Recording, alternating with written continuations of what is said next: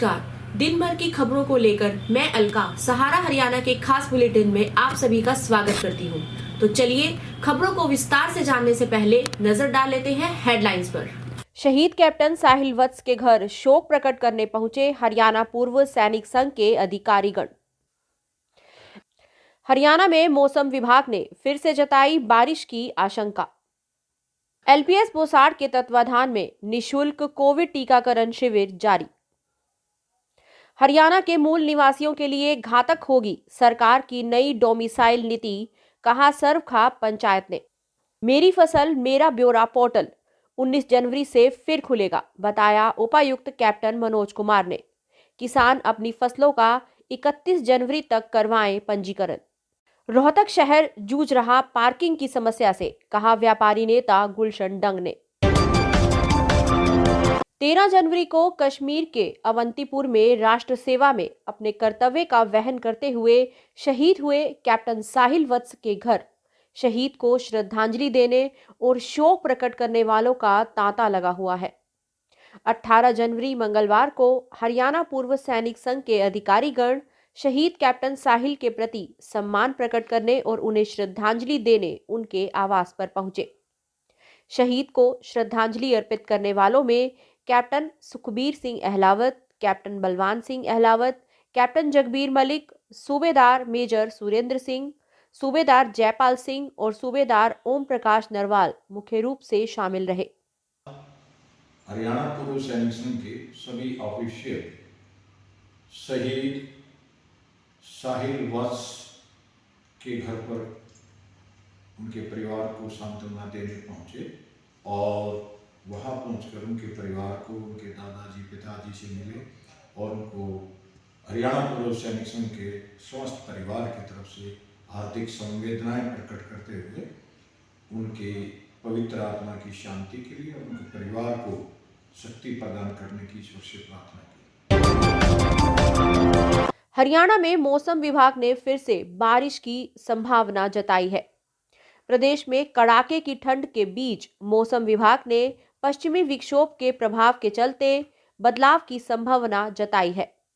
प्रदेश में 3 दिनों तक हल्की से मध्यम बारिश की भी संभावना है। हरियाणा कृषि मौसम विभाग हिसार के मौसम वैज्ञानिक डॉक्टर मदन लाल खीचड़ के मुताबिक प्रदेश में फिर से मौसम में बदलाव होगा, जिसमें प्रदेश के कई हिस्सों में हल्की से मध्यम बारिश होने की भी संभावना है और पश्चिमी विक्षोभ के चलते 21 जनवरी को रात को और 22 जनवरी को कई स्थानों पर हल्की बारिश की संभावना जताई जा रही है।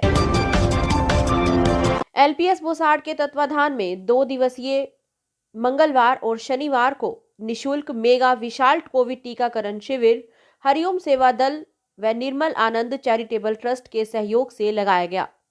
इसमें 18 वर्ष से ऊपर के सभी आयु वर्ग के लोगों को पहली और दूसरी कोवैक्सीन और कोविशील्ड की 44 डोज डॉक्टर्स की टीम के द्वारा दी गई।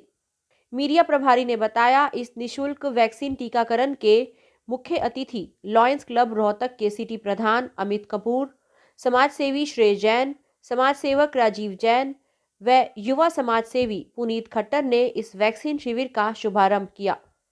शिविर में युवाओं ने बढ़ चढ़ कर वैक्सीन लगवाई और अपने आप को महामारी से बचाने के लिए सुरक्षित किया।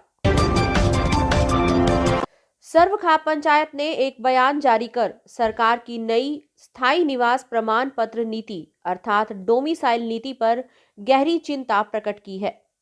कई कॉलेजेस और यूनिवर्सिटीज के विद्यार्थियों ने सर्वखा पंचायत से अनुरोध किया है कि सरकार की इस नीति से हरियाणा के मूल निवासी युवाओं का भविष्य अंधकारमय हो जाएगा, क्योंकि सरकार की इस नीति के अनुसार हरियाणा का स्थायी निवास प्रमाण पत्र पाने की शर्त 15 वर्ष के स्थान पर 5 वर्ष की जा रही है।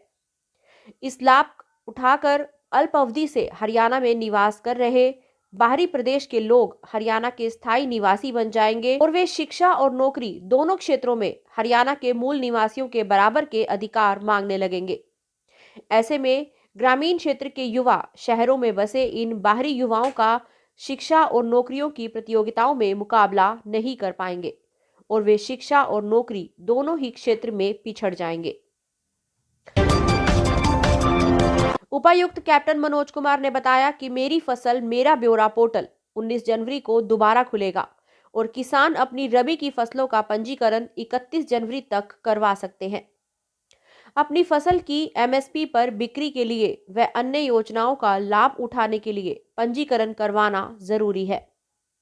कैप्टन मनोज कुमार ने कहा कि मेरी फसल मेरा ब्यौरा का पोर्टल 2 दिन बंद रहने के बाद 19 जनवरी को खुलेगा। किसान पंजीकरण के अंतिम तिथि तक अपनी फसलों का पंजीकरण अवश्य करवाएं और फसल को न्यूनतम समर्थन मूल्य पर बेचने के लिए किसान द्वारा फसल का मेरी फसल मेरा ब्यौरा पोर्टल पर पंजीकरण करवाना अनिवार्य होगा। अन्य योजनाओं को भी इस पोर्टल से जोड़ा गया है। राष्ट्रीय जन उद्योग व्यापार संगठन के प्रदेश अध्यक्ष गुलशन डंग ने कहा है कि पार्किंग की समस्या से रोहतक शहर जूझ रहा है। रोहतक शहर में प्रशासन द्वारा किए गए क्रेन के ठेकेदारों का रवैया प्रतिदिन अमर्यादित और गुंडों जैसा हो गया है। दिन प्रतिदिन कोई ना कोई वारदात और मारपीट की घटना आम बात है। शहर में कई दिनों से ये घटनाएं देखने को मिल रही हैं। उन्होंने कहा है कि ऐसी घटनाओं की हम कड़े शब्दों में निंदा करते हैं और प्रशासन से मांग करते हैं कि त्वरित कार्रवाई करते हुए इनके खिलाफ कार्रवाई की जाए और ठेकेदारों का ठेका निरस्त किया जाए। आज के लिए इतना ही, फिर मुलाकात होगी हमारे अगले एपिसोड में। तब तक के लिए शुभ रात्रि, शब खैर, नमस्कार।